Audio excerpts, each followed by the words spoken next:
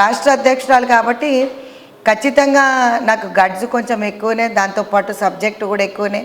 అంటే ఈ గోషామైల్ అనేది నియోజకవర్గాన్ని 9.5 సంవత్సరాలు ముఖేష్ గౌడ్ గారు చనిపోయిన తర్వాత అసలు ఎవరు పట్టించుకోలేదు. క్యాడర్ ఉందా లేదా అనే పరిస్థితి అక్కడికి వచ్చిన తర్వాత ఆ 20 డేస్లో నేను డివిజన్ బ్లాక్ ప్రెసిడెంట్స్ వేయడం జరిగింది. అంటే నేను చాలా తిరిగి చెప్పాను, అన్న నాకు ఇది వద్దు గోషామైల్ అని చెప్పాను. కానీ అంబర్పేట అడిగాను నేను. ఇన్ఫ్యాక్ట్ అంబర్పేట హనుమంతన్నను అడగండి అని రేవంత్ అన్న చెప్పడం జరిగింది. హనుమంతన్న ఒప్పుకోలేదు. కాబట్టి గోషామైలే డిసైడ్ అయిపోయింది. సరే ఇంకా బీఫామ్ తీసుకోవద్దు అనుకున్నా, కానీ పోట్లాట ఎక్కడన్నా పోటీయే కదా, ఎందుకు ఆడవాళ్ళు ఎందుకు పోటీ చేయకూడదు? నేను ఒక రాష్ట్ర అధ్యక్షులు ఎక్కడి నుంచి టికెట్ ఇచ్చినా కూడా గెలుస్తా అనే మాట, అంటే ఎక్కడి నుంచైనా పోటీ చేస్తా అనే మాట నేను చెప్పడం జరిగింది.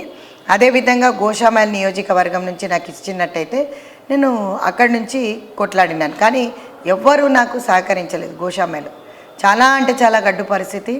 ఏ ఒక్క సీనియర్ నాయకులు కూడా బయటకు రాకపోవడం జరిగింది. లాస్ట్ మూమెంట్లో నేను ఆ 20 డేస్లో బ్లాక్ ప్రెసిడెంట్లనే కానీ డివిజన్ ప్రెసిడెంట్లనే కానీ వేసుకొని నా మహిళా నాయకురాలతోటి తిరగడం జరిగింది.